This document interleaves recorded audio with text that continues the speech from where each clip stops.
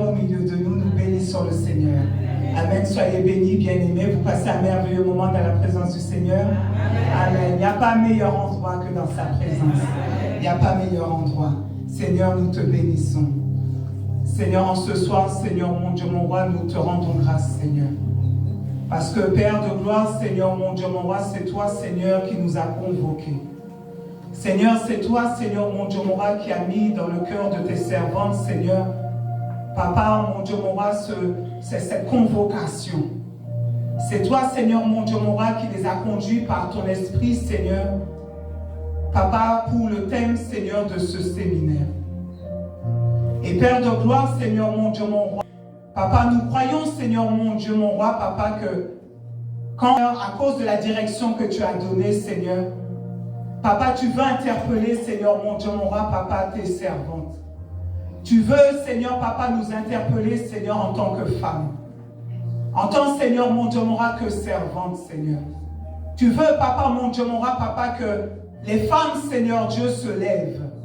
Qu'elles se lèvent, Seigneur, mon Dieu, mon roi, pour accomplir pleinement ce pourquoi tu les as appelées.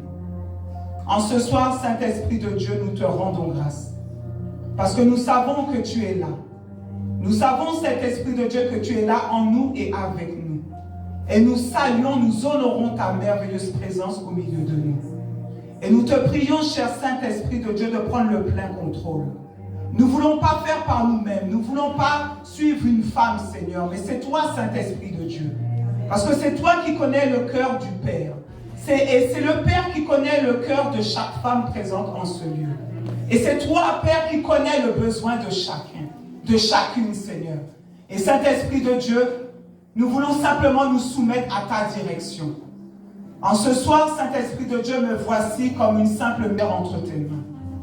Que je sois cette messagère fidèle entre tes mains. Pour, ô Dieu de gloire, simplement transmettre, Seigneur, le message que tu as pour tes filles. Seigneur, mon Dieu, mon roi. Donne-moi, Seigneur, Papa, d'être fidèle. Donne-moi, Seigneur, de ne rien ajouter, de ne rien soustraire. Et Seigneur, Papa, que tout ce qui est charnel en moi, tout ce qui est émotionnel se taise. En ce soir, Papa, que mes émotions, que mes sentiments soient purifiés de ton Fils Jésus-Christ. Seigneur, je te prie encore, cher Saint-Esprit de Dieu. C'est toi qui convaincs les cœurs. C'est toi qui convaincs, c'est toi qui sais parler un cœur, c'est toi qui sais toucher un cœur. Et en ce soir, Saint-Esprit de Dieu, je t'invite simplement à faire ton œuvre. Et nous te prions encore d'ouvrir notre esprit, d'ouvrir notre intelligence, Saint-Esprit, à la compréhension de ta parole. Viens et illumine les yeux de nos cœurs, afin que nous puissions comprendre ta pensée en ce soir. Seigneur, nous te bénissons. Dans le nom puissant de Jésus-Christ de Nazareth, nous t'avons ainsi prié. Amen. Amen. Amen. Soyez bénis, bien-aimés. Alléluia. Amen. Le Seigneur est bon. Amen. Amen. Alléluia. Notre Dieu est fidèle. Et le Seigneur sait ce dont nous avons besoin. Amen. Il sait exactement ce dont nous avons besoin. Amen. Alors, quel est ce soir le thème de ce séminaire? Bien-aimé. Amen. Alors, je vous écoute. Qu'est-ce que le Seigneur nous dit en ce soir? J'ai pas entendu. Tu as été créé pour plus. Tu as été créé pour plus. Amen. Donc, tu as été créé pour plus. Donc, c'est une parole que le Seigneur t'adresse personnellement. Cette parole vient de la bouche de celui qui t'a créé. Il ne faut pas penser que ce sont les servantes du Seigneur qui ont donné le thème comme ça. C'est le Saint-Esprit qui les a conduits à donner la direction pour ce séminaire. Donc tu dois avoir dans la pensée que c'est Dieu qui est en train de s'adresser à toi. Donc le Seigneur est en train de te dire, ma soeur, tu as été créée pour plus. Moi, il me dit, ancienne Véronique, tu as été créée pour plus. En effet, qui d'autre que celui qui est l'initiateur, par exemple, d'un objet, amen, connaît mieux les fonctions qui sont attachées à cet objet. C'est un exemple que je donne. Qui d'autre que celui qui a créé l'objet connaît mieux le rôle que doit accomplir cet objet? Quel est le rôle que doit jouer cet objet? Qui d'autre que celui qui a créé l'objet en question saura quelle matière utiliser pour lui donner la forme que l'objet aura besoin dans sa construction? Quel est celui qui est à l'initiative, celui qui a créé un objet, qui sait mieux comment façonner l'objet pour lui permettre d'atteindre l'objectif qu'il s'est fixé lorsqu'il a créé l'objet? En d'autres termes, qui d'autre que ton créateur? Notre créateur, c'est celui qui a fait les cieux et la terre et tout ce qu'elle renferme. Connaît mieux le but pour lequel il t'a créé. Qui d'autre?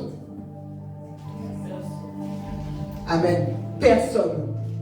Qui d'autre que ton créateur, ton Dieu, connaît mieux les matériaux, les ressources qu'il a mis en toi pour pouvoir te former et pour te permettre de manifester pleinement ses desseins?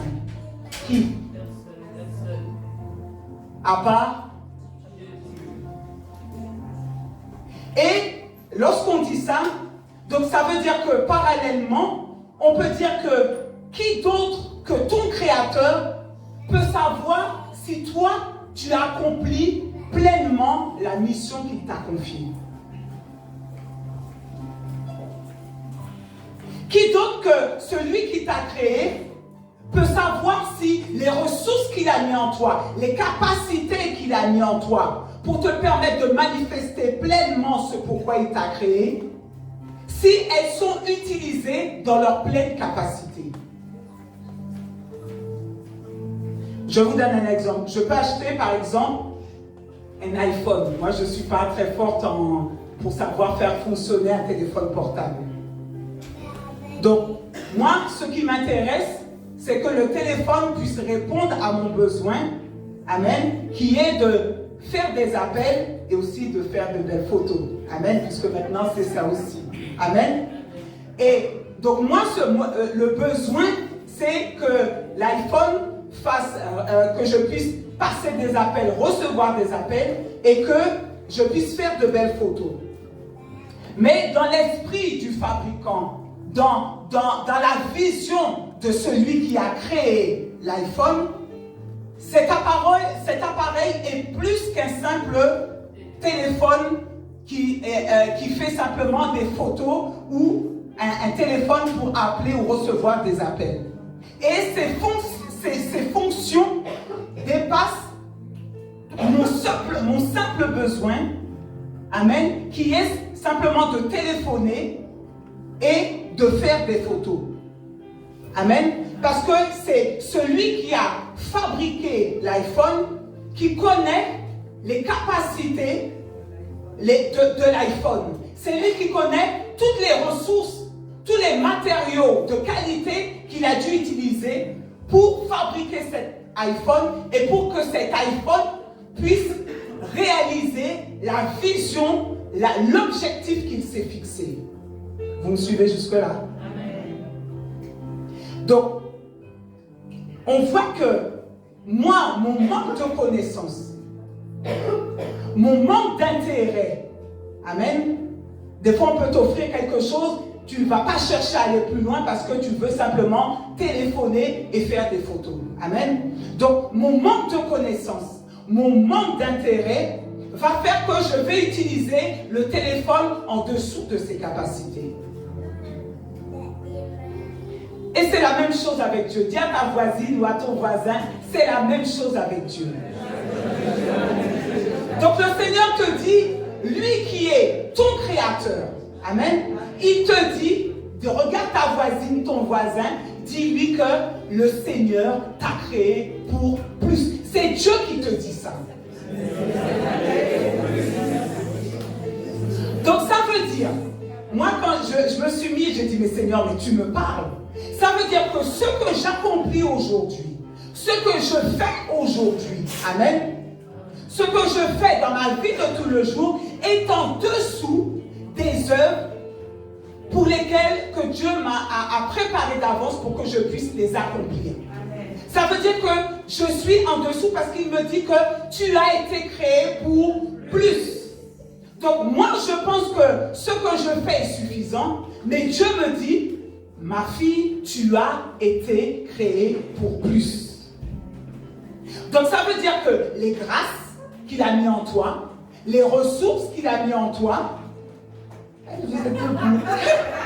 allez, excusez-moi,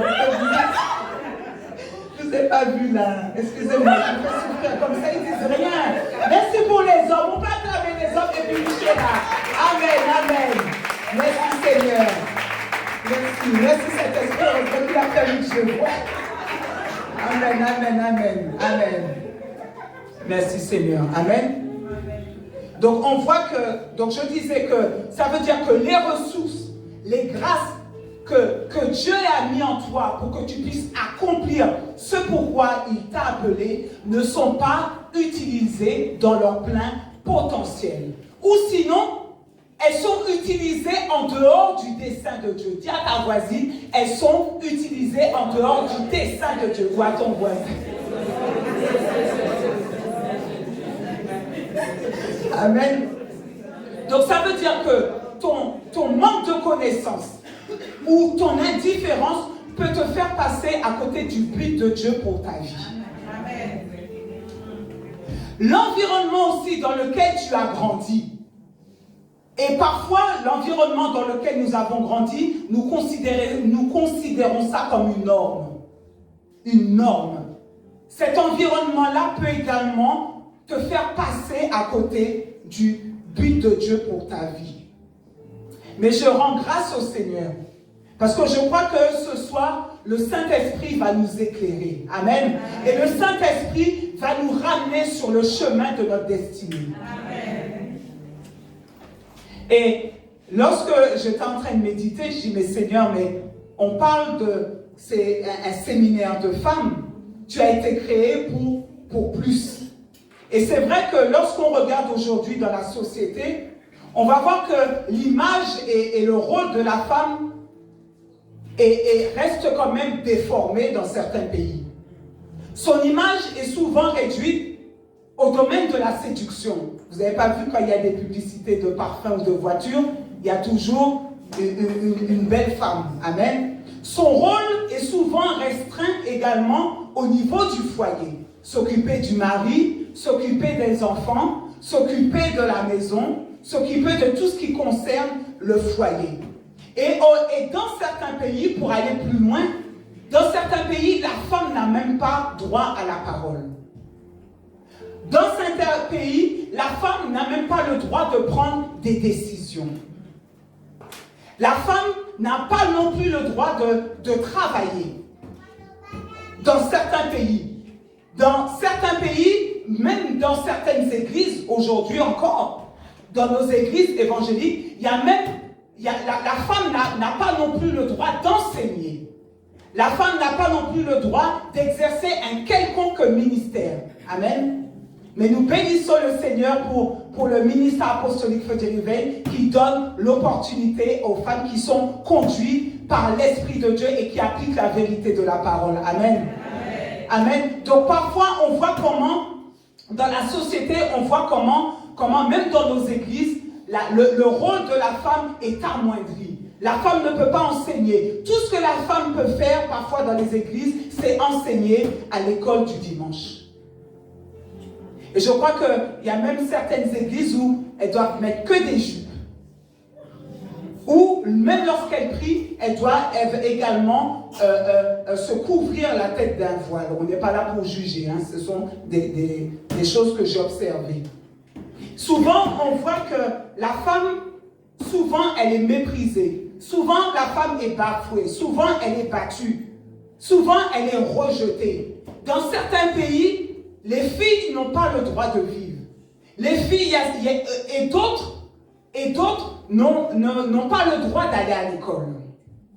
Donc on voit qu'aujourd'hui, l'image de la femme reste encore déformée malgré que nous sommes au 21e siècle. Elle reste toujours déformée. Alors, on va prendre la parole de Dieu, Genèse 1, versets 26 à 28.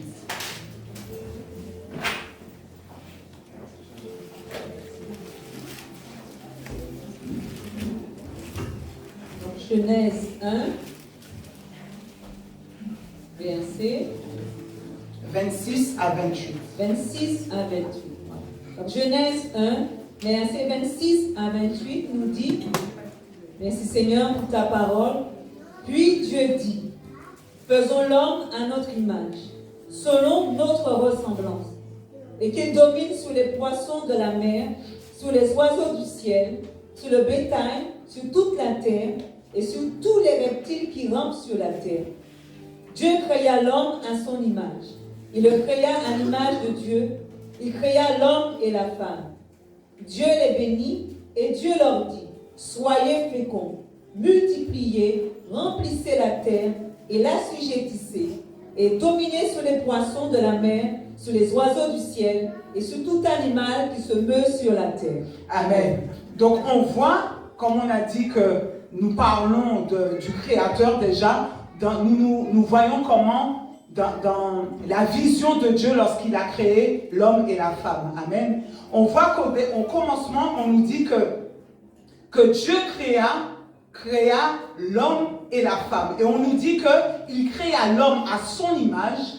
Il le créa à l'image de Dieu, verset 27. Il créa l'homme et la femme. Amen. Donc on voit qu'au départ, que Dieu a créé l'homme et la femme, tous deux ont été créés pour qu'ils puissent ressembler à Dieu dans sa perfection. Le fait que dans sa sainteté parfaite, sa fidélité parfaite, dans tout ce qui correspondait au caractère de Dieu et au cœur de Dieu. Les deux ont été créés dans la même nature que Dieu. On sait que Dieu, c'est un être spirituel. C'est un esprit. Et on voit que l'homme est également un esprit. Et c'est ça qui permet, Dieu a tout créé. Sans esprit, c'est l'homme seulement qui a reçu un esprit. Donc il a reçu, par cet esprit-là, il a reçu la capacité de pouvoir dominer sur toute la création. C'est ça qui faisait que l'homme était supérieur à la création. L'homme a été créé à l'image et à la ressemblance de Dieu, l'homme et la femme. Amen. Et on nous dit que par cet esprit-là, l'homme et la femme peuvent rentrer en relation avec Dieu. Donc l'homme et la femme ont été créés pour pouvoir avoir une relation avec Dieu. Sur le plan intellectuel, l'homme et la femme également sont dotés de la raison, de l'intelligence qui permet de pouvoir raisonner, de pouvoir prendre des décisions, de pouvoir choisir, de pouvoir également inventer. Donc on voit que l'homme et la femme ont été créés au départ à l'image et à la ressemblance de Dieu. Donc ça c'est la vision de Dieu lorsqu'il a créé l'homme et la femme. Amen. Et on voit qu'il les a mandatés tous deux. Il leur a donné un mandat, il leur a dit, Dieu les bénit et leur dit, soyez féconds, multipliez, remplissez la terre et assujettissez-la et dominez sur les poissons de la mer, sur les oiseaux du ciel et sur tout animal qui se meut sur la terre. Donc au départ, l'homme et la femme ont reçu à part égale le gouvernement, le mandat de pouvoir gouverner la terre. Et on voit simplement qu'ils étaient différents physiquement, c'est parce qu'il fallait qu'ils se multiplient. Ils avaient également le mandat de la multiplication, donc Dieu les a créés également différents physiquement. Amen. On va prendre un verset, Genèse 2, verset 18 à 24. Et là, dans ce passage-là, on nous donne des précisions sur la création de la femme. Genèse 2, 18 à 24. Genèse 2, 18 à 24 nous dit, l'Éternel Dieu dit, il n'est pas bon que l'homme soit seul. Je lui ferai une aide semblable à lui. L'Éternel Dieu forma de la terre tous les animaux des champs et tous les oiseaux du ciel. Il les fit venir vers l'homme pour voir comment il les appellerait. Et afin que tout être vivant porta le nom que lui donnerait l'homme. Et l'homme donna des noms à tout le bétail, aux oiseaux du ciel et à tous les animaux des champs. Mais pour l'homme, il ne trouva point d'aide semblable à lui. Alors l'Éternel Dieu fit tomber un profond sommeil sur l'homme, qui s'endormit. Il prit une de ses côtes et referma la chair à sa place. L'Éternel Dieu forma une femme de la côte qu'il avait prise de l'homme et il l'amena vers l'homme. Et l'homme dit, voici cette fois celle qui est os de mes os et chair de ma chair. On l'appellera femme parce qu'elle a été prise de l'homme. C'est pourquoi l'homme quittera son père et sa mère et s'attachera à sa femme et ils deviendront une seule chair. Amen. Merci Seigneur pour ta parole. Lorsque vous lisez les chapitres précédents, le chapitre Genèse 1, vous verrez que à chaque étape de la création, à chaque étape de la création, il y a cette expression-là que Dieu avait. Il disait que Dieu vit que cela était bon. Amen. Donc c'était pour souligner la satisfaction de Dieu à cause du caractère achevé de son œuvre à chaque étape de la création. Mais on voit au verset 18 qu'il va dire « Il n'est pas bon que l'homme soit seul. » Amen. Donc c'est Dieu qui a constaté qu'il n'était pas bon que l'homme soit seul. C'est comme si Dieu avait constaté le caractère inachevé de l'homme sans la femme. Amen. Et c'est pour ça qu'il a dit « Je lui ferai une aide semblable à lui. » On nous dit au verset 21-22 que Dieu a pris une côte et d'Adam et l'a ôté, il a refermé la chair à sa place. Amen. Donc la femme a été créée à partir d'une côte de l'homme. Nous savons tout ça. Amen. Donc tout ça pour montrer que Dieu a placé la femme à côté de l'homme. Pour qu'elle soit cette aide semblable, pour qu'elle soit comme son égale, qu'elle soit une aide semblable à l'homme. Et on voit que Dieu a vu l'imperfection de l'homme sans la femme et non l'insuffisance de la femme. Dieu a vu que lorsqu'il a créé l'homme, il a dit quoi? Il a dit qu'il n'est pas bon. Parce que Dieu avait vu le caractère inachevé de l'homme sans la femme. Et on nous dit qu'il ne trouva point d'aide semblable. Et il a dit, je lui ferai une aide semblable. Et quand j'ai cherché l'étymologie du mot aide, en hébreu, ça vient de Ézer. Comme la servante Clarisse, elle a prié, elle a dit Ebenezer. Jusqu'ici, l'Éternel nous a secourus. Donc, le mot Ézer, ça se traduit par aide. Ça se traduit par secours. Amen. Et ce terme-là peut également prendre le sens de poutre. Amen. Parce qu'une poutre, ça fait quoi? Ça soutient quoi? Ça soutient un édifice. Quand tu as une poutre également sur le toit, ça soutient également le toit. Amen. Amen. Donc on voit que la poutre permet de supporter l'édifice. Et souvent la poutre, elle peut être faite en bois, elle peut être faite en métal ou en béton armé. Amen. Mais ça lui permet d'avoir une bonne résistance à la flexion. Amen. Donc, on voit dans la Bible que le mot Ézer, quand on cherche le mot aide, il y a plusieurs versets qui nous parlent de secours. Le mot Ézer fait toujours référence au secours de Dieu. Amen. Donc, ça veut dire que le mot Ézer, quand Dieu dit qu'il va faire, je lui ferai une aide semblable, le mot aide, ça veut dire Ézer, et dans la Bible, ça nous parle du secours de Dieu. Le secours de Dieu, est-ce que c'est une aide qui est inférieure? Quand on cherche le secours de Dieu, comment se manifeste? Est-ce que ça veut dire que ce secours-là, c'est un secours supérieur, entre guillemets, je veux dire. Vous voyez ce que je veux dire? Ça veut dire que de ce secours-là vient la délivrance. De ce secours-là vient la force, le courage, l'énergie dont tu as besoin pour pouvoir continuer. C'est pour ça qu'on dit, Seigneur, tu es mon secours.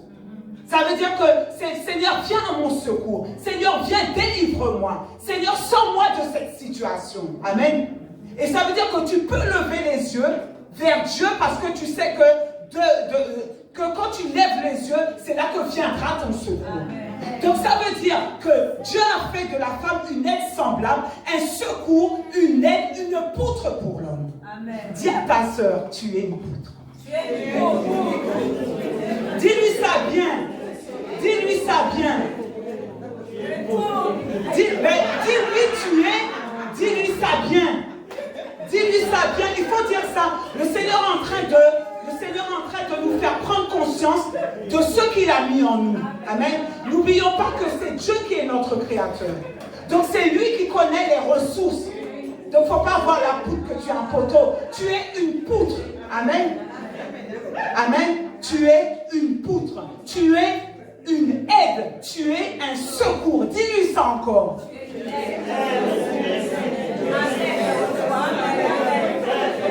Donc ça veut dire qu'en tant que poutre, tu es celui qui apporte le secours. Tu es celui qui apporte la délivrance. Tu es celui qui apporte le courage. Tu es celui qui apporte la force. Tu es celui qui apporte l'appui dans les moments difficiles. Dans la vie de celui qui est aidé. Dans la vie de celui qui demande le secours. Dans la vie de celui qui est secouru. Seigneur, merci de... Alléluia, Seigneur, merci, Papa. Merci, Seigneur. Donc, ma soeur, ce soir, tu dois réellement prendre conscience de cela. Dieu t'a créé à son image et à sa ressemblance. Quand Dieu t'a créé, c'est cette vision-là qu'il avait. Amen. Il t'a créé à son image, à sa ressemblance. On a dit que celui qui crée, il sait pourquoi il crée. Si je crée, celui qui a créé l'iPhone, il va utiliser les matériaux nécessaires pour que l'iPhone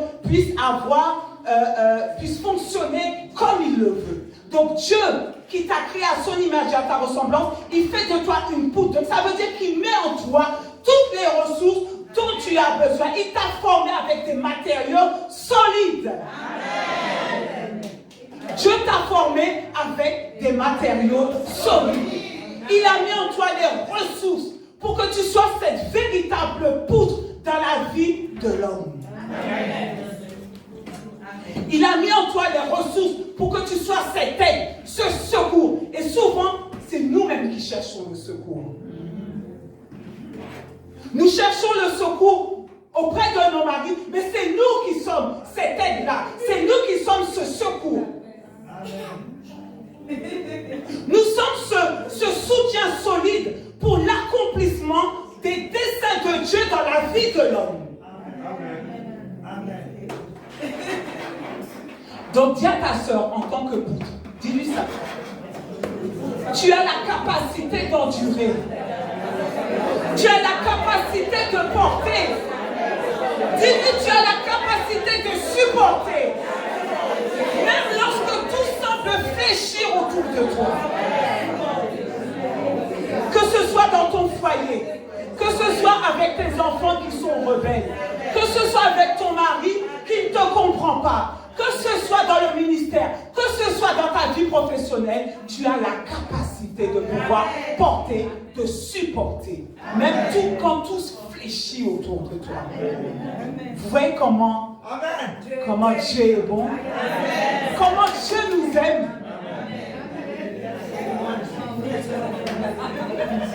Mon frère, ma soeur, le Seigneur t'a formé.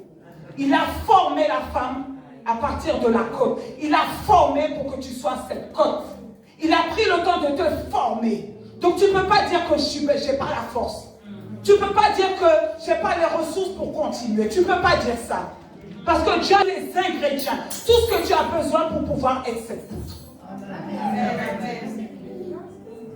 Et c'est là que j'ai compris, j'ai dit, mais Seigneur, ça veut dire que là où la femme est bafouée, là où la femme est méprisée, là où elle n'a pas droit à la parole, finalement, l'homme s'ampute d'un membre vital pour sa vie. Là où n'a pas droit à la parole, n'a pas droit d'exercer le ministère dans l'église. Donc ça veut dire que le ministère s'ampute même d'un organe qui est important dans l'église. Parce que le Seigneur dit que nous sommes ses poutres. Nous avons la capacité capacité de pouvoir même porter le ministère aux côtés des serviteurs de Dieu. Amen.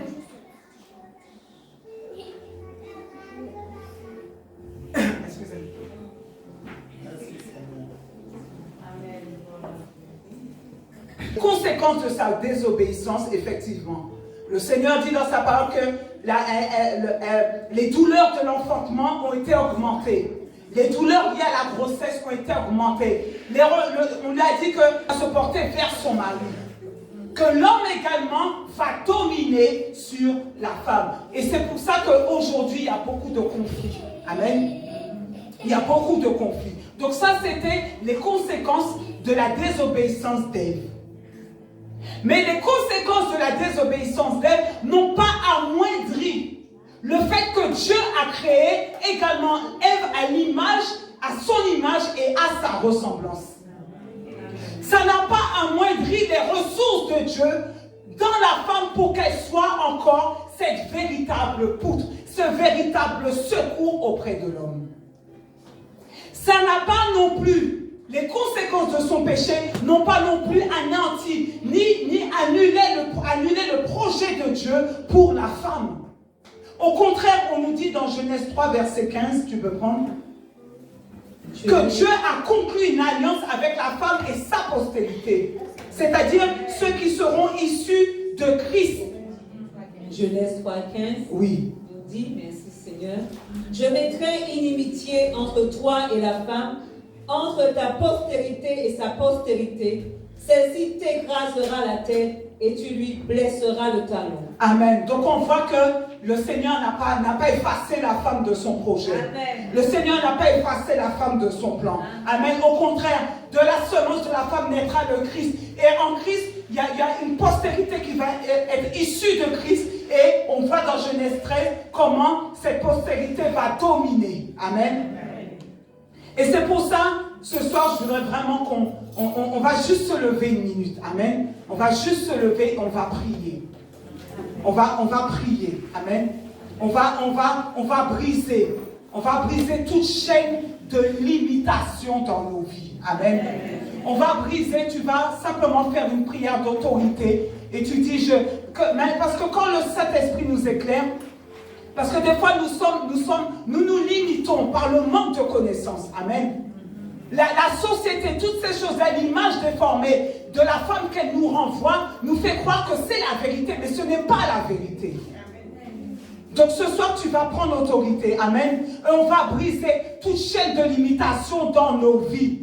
Là où tu avais une mauvaise image de toi, là où il y avait la mauvaise estime de soi, amen, parce que tu te pensais inutile, tu te pensais faible, tu vas prendre autorité. Tu vas prendre autorité, amen. Merci Seigneur, je peux juste conduire ce petit temps de prière et on va prier. Merci Seigneur. Amen. On brise également toute puissance de complexe d'infériorité qui nous bloque. Ça nous empêche de manifester pleinement le potentiel que Dieu a mis en nous. Amen. Merci Seigneur. Merci Seigneur. Père Saint, ensemble. Oh Père éternel, quand tu parles, ça veut dire que papa, la solution est là.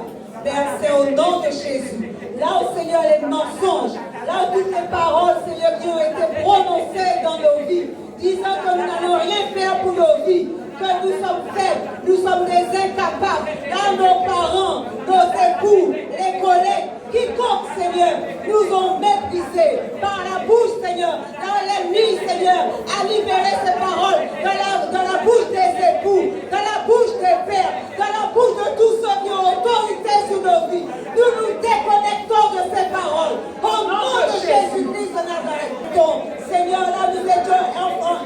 Papa fermé dans des cages. Que Seigneur lâche nos bouches, lâche nos bouches, lâche nos bouches. Au nom de Jésus. Alléluia. Merci Seigneur. Vous pouvez vous asseoir, bien-aimés. Merci Seigneur.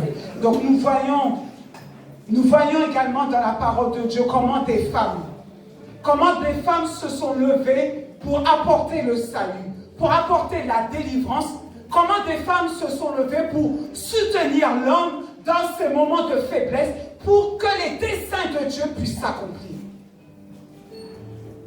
Je vais prendre simplement 3 exemples de femmes qui m'ont interpellé.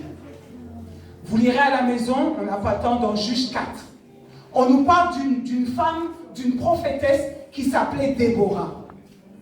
Et pour situer, pour avoir une idée de la situation critique que vivait le peuple d'Israël, donc on voit qu'à cause de la désobéissance, Israël était tombé, le Seigneur avait livré Israël entre les mains de ses ennemis.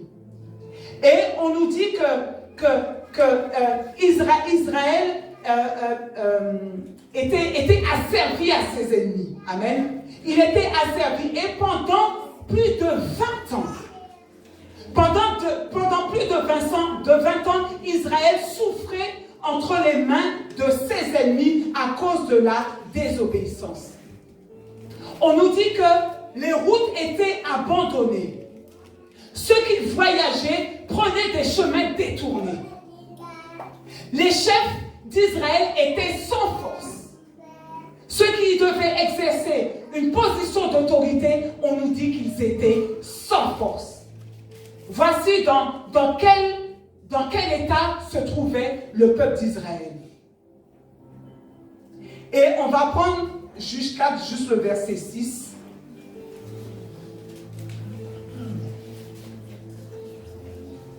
Juge 4, verset 6 nous dit. On va voir comment, au milieu de tout ça, comment une femme, Déborah, s'est levée. Amen. Alors que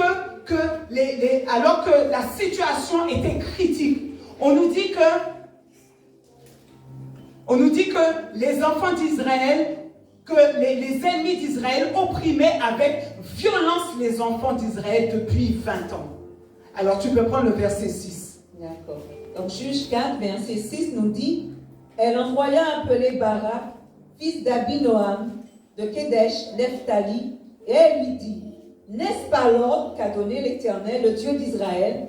Va, dirige-toi sur le mont Tabor, et prends avec toi 10 000 hommes, des enfants de Nephtali et des enfants de Zabulon. J'attirerai vers toi au torrent de Kison, Sisera, chef de l'armée de Jabin, avec ses chars et ses troupes, et je le livrerai entre tes mains. Tu peux prendre le verset 14. 14. Alors Déborah dit à Barak, lève-toi, car voici le jour où l'Éternel livre Sisera entre tes mains. L'Éternel ne marche-t-il pas devant toi? Amen. Donc nous voyons que dans cette situation critique, on va voir que Déborah, cette femme-là, n'a pas pu rester là sans rien faire. Elle avait en elle les ressources en sagesse. Elle avait en elle les ressources en force, en courage, en énergie, en détermination, en foi, pour apporter la délivrance à tout un peuple. Et on voit comment cette femme-là a fait preuve de sagesse. Tu peux prendre à partir du verset 8. Verset 8. Barak lui dit, si tu viens avec moi, j'irai. Mais si tu ne viens pas avec moi, je n'irai pas. Elle répondit, j'irai bien avec toi, mais tu n'auras point de gloire sur la voie où tu marches, car l'Éternel livrera Sisera entre les mains d'une femme.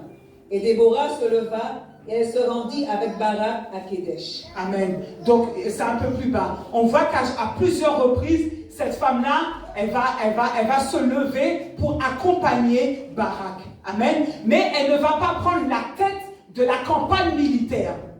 Elle sera cet instrument-là pour libérer la parole. Parce que Dieu avait donné déjà une parole. Mais malgré le fait que Dieu avait donné la parole, on voit que ces femmes-là, que le peuple est resté là dans la peur. Le peuple est resté là sans rien faire.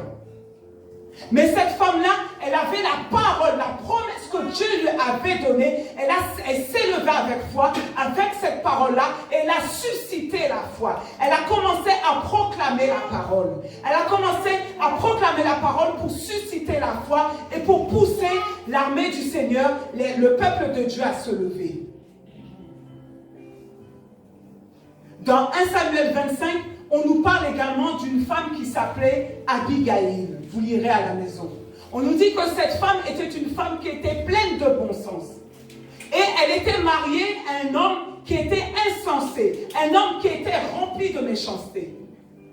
Mais on voit que cette femme-là n'a jamais laissé le caractère de son mari l'influencer de l'intérieur.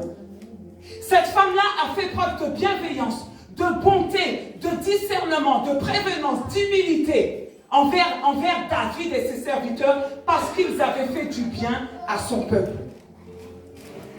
Et qu'est-ce qu'elle va faire, cette femme-là? Elle va aussi utiliser la parole pour rappeler à David les promesses que Dieu lui avait faites sur sa vie, qu'il allait être roi en Israël.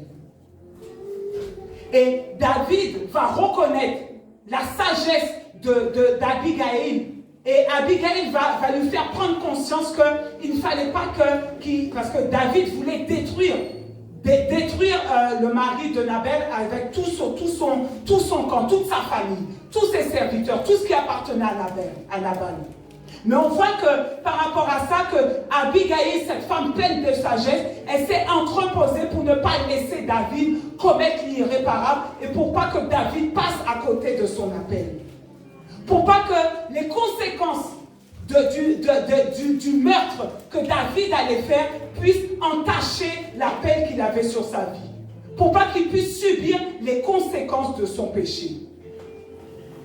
Mais on voit que Abigaïl a saisi la parole. Elle avait discerné que David, c'était le roi qui devait régner. Et elle a utilisé cette parole-là pour ramener David à la raison. Amen.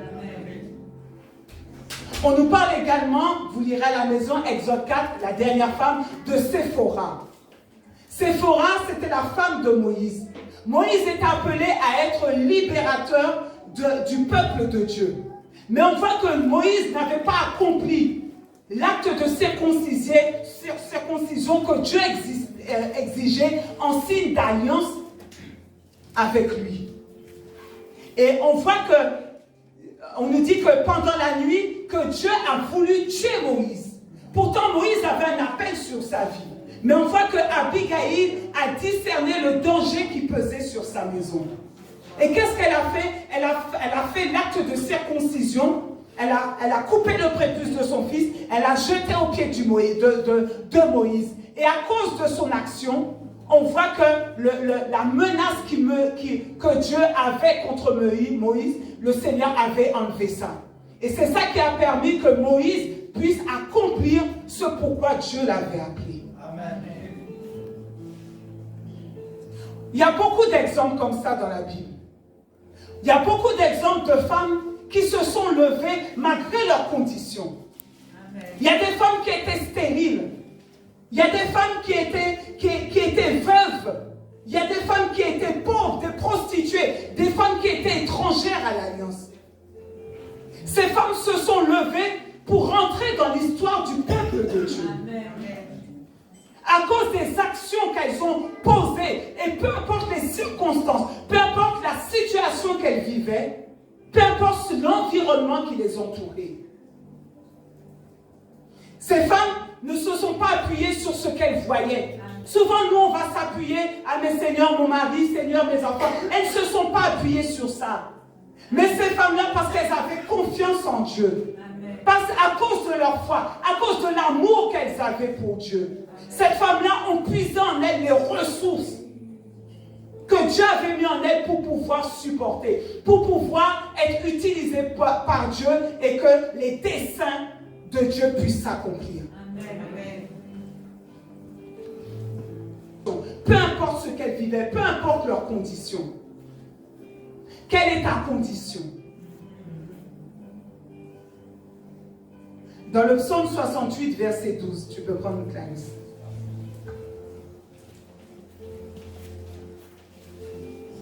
Psaume 68, verset 12 nous dit, verset 68, 12. Le Seigneur dit une parole, et les messagères de bonnes nouvelles sont une grande armée. Amen.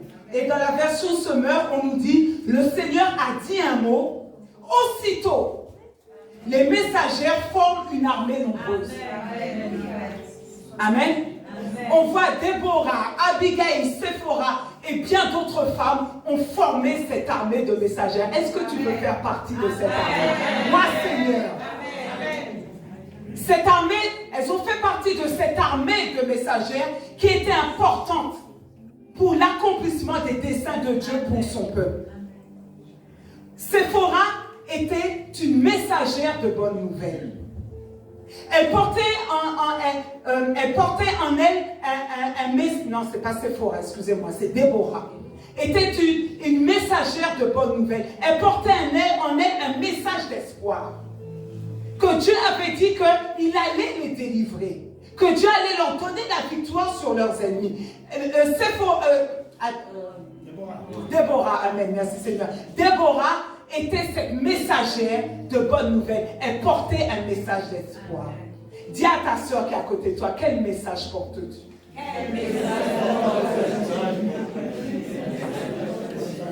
Elle portait ce message-là alors que tout semblait perdu autour d'elle. Tout semblait chaotique autour d'elle. Abigail portait en elle la promesse de Dieu pour David.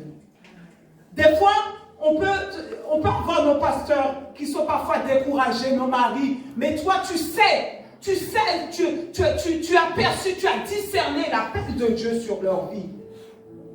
Mais quand tu les vois découragés, tu ne vas pas te dire une parole négative, mais tu vas leur rappeler la promesse. Et c'est ça qu'Abigail a fait. Abigail a rappelé à David qu'il était destiné à être roi. Amen. Elle portait en elle les promesses de Dieu. Elle était une messagère de bonnes nouvelles. Amen. Alors que la mort de son peuple était déjà arrêtée. Parce que David était déjà déterminé à tuer son mari et tous ceux qui appartenaient. Même elle aussi, elle devait mourir. Et attachée à sa parole. Que Dieu accorde un attachement particulier à l'obéissance de sa parole. Des fois, on a besoin d'avoir de telles messagères pour nous ramener sur le bon chemin. Elle portait en elle l'attachement de Dieu à l'obéissance à sa parole, plus que le sacrifice même d'une vie. Alors que Moïse, lui, il se préparait à entrer dans son appel. Pasteur Nelson dit souvent que l'amour est spontané. Dans la version Semeur, on nous dit que le Seigneur a dit un mot aussitôt. Aussitôt, les messagères forment une armée nombreuse. Vous voyez ça, la spontanéité.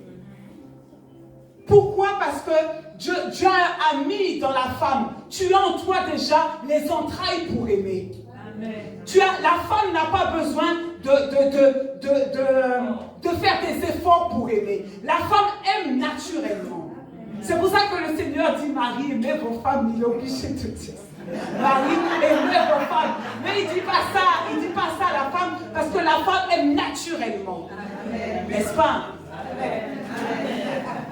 Et c'est pour ça que même le Seigneur se compare lui-même à une mère poule.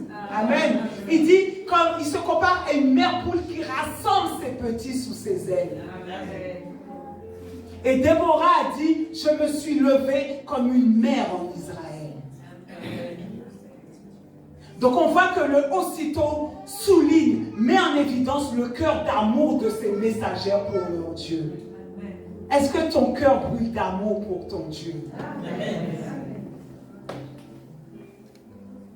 Dis à ta voisine, le Seigneur te dit, je t'ai créé pour plus. Le Seigneur te dit, je t'ai créé pour plus. Dis-lui, Dieu t'a créé pour plus. Dieu t'a créé pour plus. On va prendre Éphésiens 2, verset 10.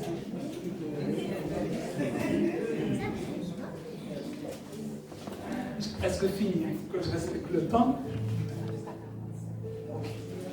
Éphésiens 2, verset 10.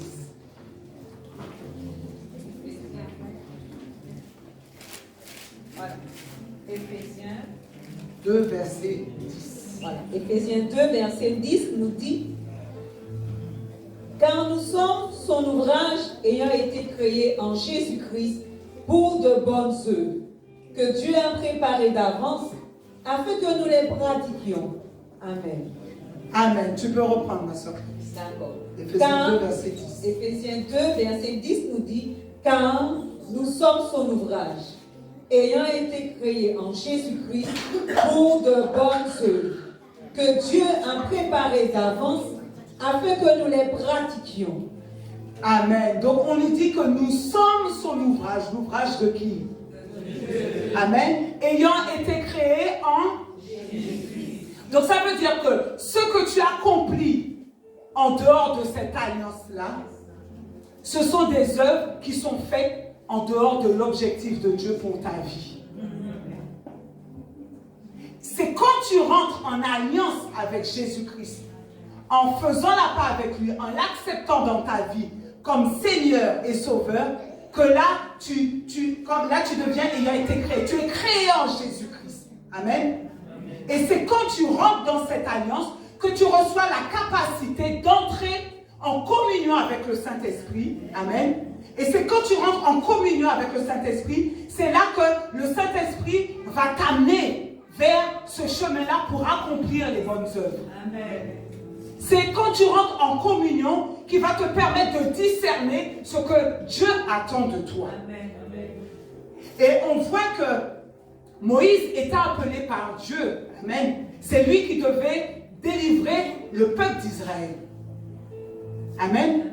On voit par rapport à ce que Séphora a fait, mais s'il n'avait pas accompli cet acte de circoncision qui voulait dire, c'était le symbole de l'alliance de Dieu avec Moïse, même si Dieu n'était pas venu ce soir-là, ne l'aurait pas tué, mais ce que Moïse aurait fait comme acte pour délivrer son peuple, aussi héroïque que cela aurait pu être, Dieu n'aurait pas comptabilisé ça. Pourquoi? Parce qu'il fallait cette marque-là. Il fallait cette alliance-là de Dieu avec Moïse. Et c'est pareil avec nous. Nous sommes l'ouvrage, lorsque nous avons fait alliance avec Dieu, c'est là que nous pouvons accomplir avec Jésus, que nous pouvons accomplir les bonnes œuvres qu'il a préparées d'avance pour nous. Parce que nous avons la capacité d'entrer en communion avec lui par le Saint-Esprit. Donc, est-ce que ce soir, il y a des personnes qui ne sont pas encore rentrées dans cette alliance? Est-ce que ce soir, il y a des personnes qui n'ont pas encore fait la paix avec Jésus? Si tu es là ce soir, tu peux simplement lever la main. Est-ce que ce soir, il y a des personnes, tout le monde a donné sa vie au Seigneur? Amen. Merci Seigneur. Amen. Merci Seigneur. Donc il faut inviter quelqu'un qui ne connaît pas le Seigneur. Amen. Donc demain soir, vous venez chacun avec quelqu'un qui ne connaît pas le Seigneur. Amen. Amen. Il faut qu'il veuille le Seigneur. Oui, il faut qu'ils veulent. On va prier. Il y a un moment, tout le monde va courir. Il y a une saison là qui arrive, les gens vont courir. Les gens vont courir. Amen, amen. Amen. Donc on voit que si... Donc on a besoin de faire partie de cette alliance-là pour accomplir les bonnes œuvres que Dieu a préparées d'avance pour nous. Et peut-être tu vas me dire, mais moi je connais mon appel. Peut-être que tu penses avoir aussi atteint les objectifs de Dieu pour ta vie. Tu dis, mais moi je sers Dieu à l'église, je chante à la chorale, donc moi c'est bon quoi. Est-ce que moi c'est bon? Mais qu'est-ce que le Seigneur t'a dit? Il t'a dit quoi? Tu as été créé? Tu as été créé pour? Donc ça veut dire que si tu pensais simplement chanter à la chorale, dire ben ça y est, je suis arrivé, le Seigneur te dit que tu as été créé pour plus. Si moi je pensais simplement me mettre là pour enseigner, le Seigneur me dit tu as été créé pour plus. Ça veut dire qu'il y a un niveau encore plus élevé. Il y a un niveau encore. Pourquoi? Parce que les ressources que Dieu a mis en toi, Dieu est tellement grand, bien-aimé. Dieu est tellement grand, son intelligence surpasse toute intelligence. Il est tellement sage, il a des ressources infinies en lui. Donc, les ressources qu'il a mis en toi, si c'était simplement pour qu'on puisse voir, nous-mêmes, on aurait dit, mais non, Seigneur, c'est pas possible que tu puisses avoir mis tout ça en moi. Les ressources que Dieu a mis en toi dépassent ton imagination, dépassent ce que toi-même tu peux imaginer. Et c'est pour ça que Jésus avait dit, je m'en vais. Il a dit que vous ferez les œuvres que je fais. Et vous en ferez de plus grandes. Pourquoi? À cause de son esprit, du Saint-Esprit qu'il nous a donné. Amen. Donc ça veut dire que le Saint-Esprit, il est Dieu. Donc s'il est l'esprit de sagesse, l'esprit qui a créé les cieux et la terre, l'esprit de résurrection. Donc ce n'est pas simplement chanter à la chorale et tu dis que ça y est, tu fais. Non. Il y a des ressources. Et c'est là que j'ai compris. C'est ça qui nous montre qu'on ne peut pas, si tu arrives à un niveau où tu te satisfais par simplement ce que tu fais, là il y a un danger. Si tu es satisfait du fait de chanter à la chorale, de simplement venir le dimanche à l'église, faire ton service à l'accueil, ça veut dire que là, il y a un problème.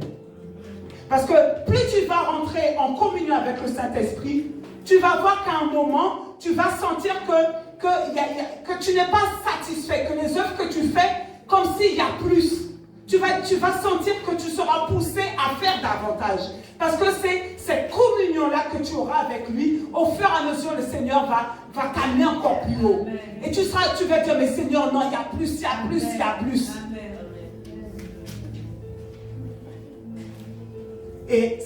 Et souvent, moi, des fois, ça m'arrive, je dis, Seigneur, mais j'ai l'impression, Seigneur, comme si tu sens que tu es frustré au-dedans de toi. Des fois, tu sens qu'il y a une frustration parce que tu sens que c'est pas encore ça. C'est pas encore ça. Et cette frustration-là va te pousser vers Dieu et va te pousser à te consacrer davantage. Quand tu vas te consacrer davantage, c'est là que tu vas aspirer à monter. Il y aura un autre étage. Des fois, on pense qu'un immeuble de 10 étages, et dans le ciel, c'est encore, il y a encore, il y a encore, il y a encore. Et tout cela, c'est pour nous préserver de la satisfaction. C'est pour nous préserver de l'indépendance à Dieu. C'est pour nous préserver de l'orgueil. Donc dis encore à ta voisine, tu as été créé pour plus. Tu as été créé pour plus. Dis-lui bien, tu as été créé pour plus. Merci Seigneur. On va se lever, l'heure est déjà arrivée. Et demander au Seigneur que le Seigneur fasse de nous des messagères de bonnes nouvelles.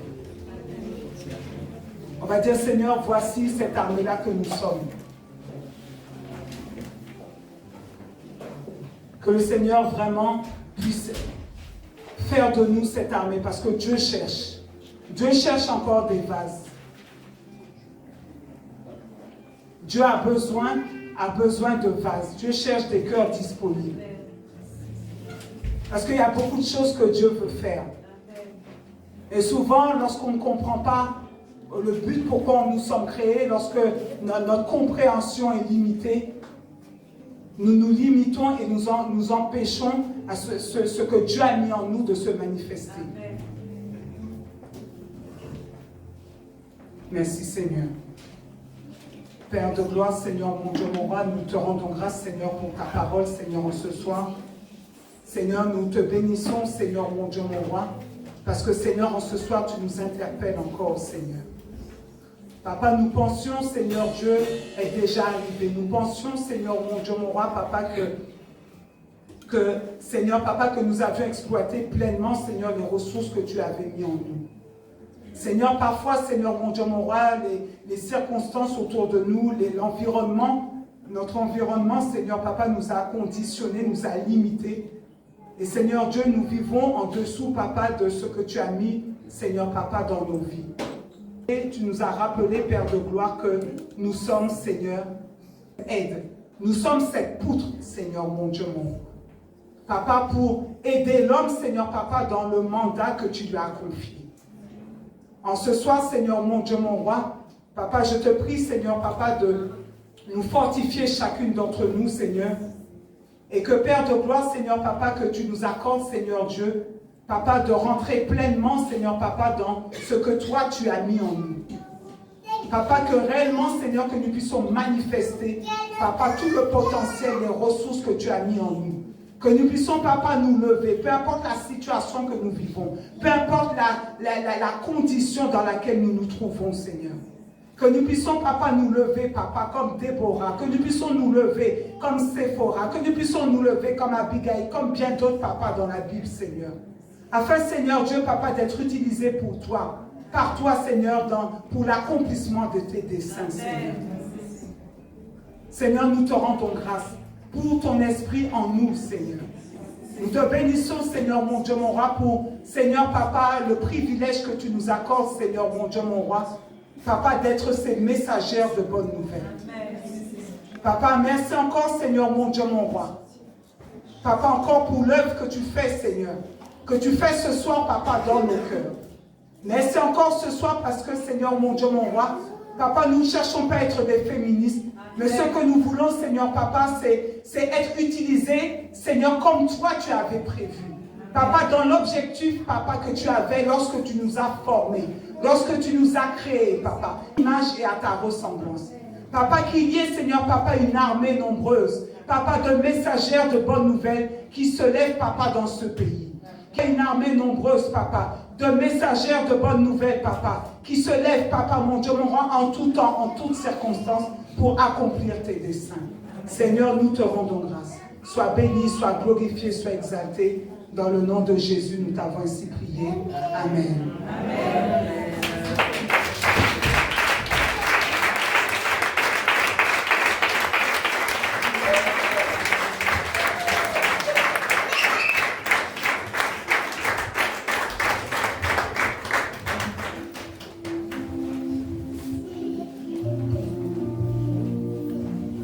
Merci Seigneur pour ta parole. Donnons gloire encore au Seigneur.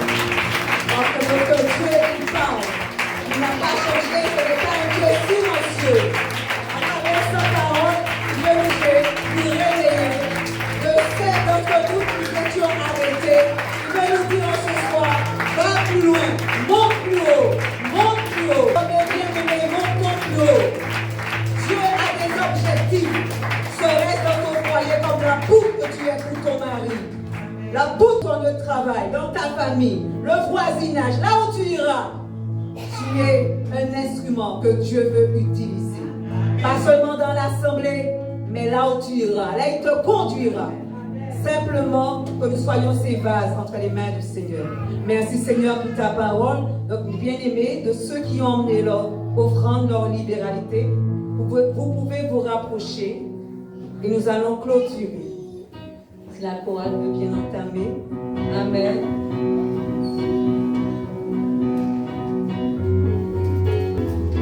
Merci Seigneur. Allons louer le Seigneur avec les chants du Seigneur. Nous allons le célébrer avant de clôturer.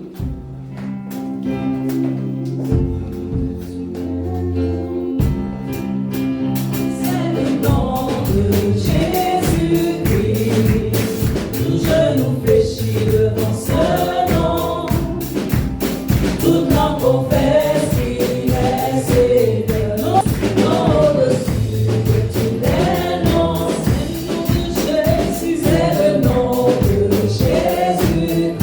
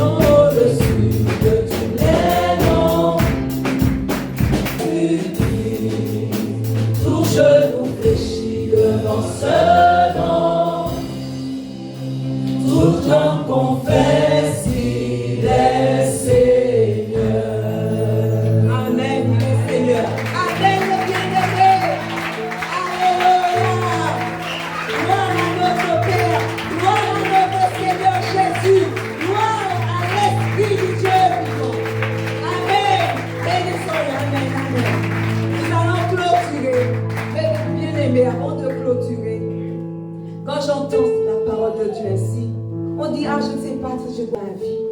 Ah, ma vie n'a aucun sens. Ah, je m'ennuie. Ah, mais bien aimé, le Seigneur nous a montré le chemin. C'est au pied de Papa, au pied du Seigneur. Quand nous allons y aller vraiment, il va te révéler ce qu'il a pour toi. Parfois on se décourage, mais il me dit rien, j'entends rien. Ce n'est pas toi qui donne le tempo, c'est Papa qui donne le tempo.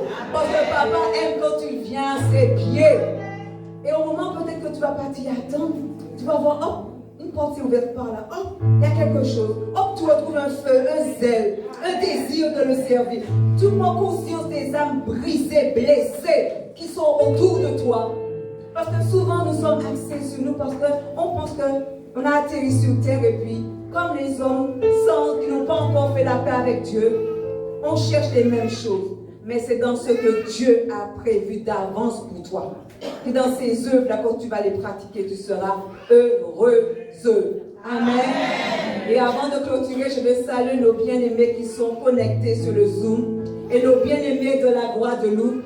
Que Dieu les bénisse, que Dieu leur fasse du bien, que la parole aussi porte du fruit dans leur cœur et qu'une armée de messagères se lève aussi dans la communauté apostolique Feu du Réveil en Guadeloupe aussi. Amen. Et nous allons rendre grâce à Dieu, nous allons clôturer. Et avant de clôturer, mes bien-aimés, emmenez quelqu'un. Que nous ne soyons pas les seuls à entendre cette parole, mes bien-aimés. Que nous ne soyons pas les seuls à profiter de cette grâce. Invite une amie, invite ta mère, invite quelqu'un qui ne connaît pas Jésus. Emmène, emmène. Parce que le Seigneur est là, il est présent. Et Dieu n'est pas un Dieu de favoritisme. Il accepte tout le monde. Amen. Donc, invite quelqu'un demain si Dieu veut. Invite. D'accord, mes bien-aimés? La tête, nous allons rendre grâce à notre Père. Oh, Papa, quand on pense que tu n'agis pas, tu agis dans le secret. Et tu as des saisons. Et c'est là cette saison que tu crées. Une armée de messagers. Tu parles à tes filles. Tu parles à tes enfants. Tu nous parles, Seigneur. Cette armée, Seigneur, dans le foyer. Cette armée au travail. En élevant des enfants. Oui, Seigneur, dans l'assemblée. C'est pour. Oh Dieu, quelle grâce de ce que tu nous as créés, femmes. Je te loue et je te rends grâce déjà pour ce premier appel. Cette aide, ce soutien. Et tu as mis toutes les ressources en nous. Pour soutenir l'édifice. Pour encourager les hommes de Dieu. Pour éduquer, élever nos enfants. Selon la voie qui doit suivre. Selon ta volonté. Quelle grâce, Papa. Pas seulement pour celles qui sont mariées. Même pour les célibataires. Il y a du travail. Alors je te loue et je te rends grâce. Papa, nous te rendons grâce. Nous allons rentrer dans nos demeures respectives. Que cette parole qui a été, Seigneur, libérée par la bouche de ta servante, par ton esprit, que rien ne puisse venir ôter ni voler cette semence au-dedans de nous. Que cette semence soit protégée, nourrie, et qu'elle grandisse et qu'elle porte beaucoup de fruits. Oui, Seigneur, bénis nos époux, bénis nos enfants. Donne-nous d'être comme ces femmes Abigail, cette femme sage, Déborah, qui n'a pas pris la place de l'homme, mais qui a su donner à l'homme la place, même si c'est elle que tu as utilisée pour vaincre, Seigneur. Mais elle a mis en avant son époux. Quelle grâce, Seigneur, quelle sagesse. Papa, que ton précieux sang, le sang de ton Fils, soit sur nos maisons respectives, sur nos voitures, sur tout ce qui nous appartient, sur nos familles. Garde-nous, préserve-nous. Et que, Seigneur, pour ce séminaire qui va continuer demain, donne-nous de courir dans ta maison pour recevoir instruction de ta part. Et nous te donnons toute gloire pour tout ce que tu as fait. Car nous croyons que tu as parlé à tes enfants ce soir. Toute la gloire est à toi. À toi seul, Jésus, soit toute la gloire. Et nous te rendons grâce. Que Jésus seul soit vu, honoré. Nous te bénissons. Nous te bénissons. Parce qu'il s'agit de toi, Jésus. Il s'agit de toi, Seigneur. Que la gloire te revienne. Car c'est toi l'époux. C'est toi le chef de l'Église. C'est toi la tête de l'Église. Et nous te rendons grâce. Nous te bénissons. Dans le précieux nom de Jésus, Papa, nous t'avons prié. Amen. Et bonne